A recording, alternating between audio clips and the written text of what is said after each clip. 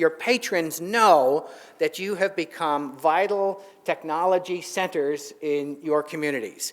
They've watched computers proliferate. They've watched as you've changed the configuration of your spaces.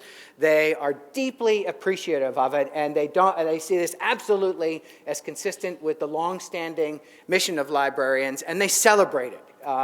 And in some respects, it's an interesting and odd mismatch between the way your patrons see this and appreciate it, especially millennials who have gone through, I mean, they've observed you changing as they've marched through their school years, the appreciation that you get from the public in those spheres, as opposed to some of the struggles you have with with policymakers and funders and folks who aren't necessarily as tuned in to that reality.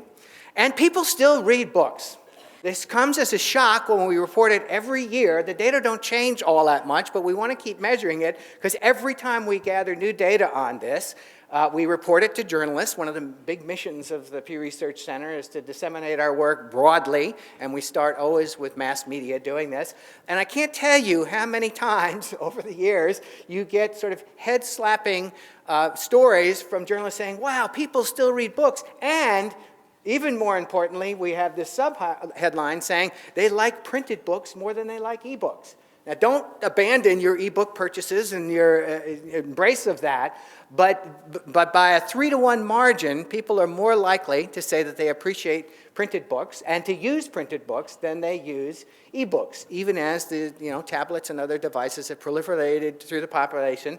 It's the stuff that you guys know and rhapsodize about, right? There's something special and magical about having that thing in your hand and having that experience that is sort of, at least for now, not replicable in technology spaces.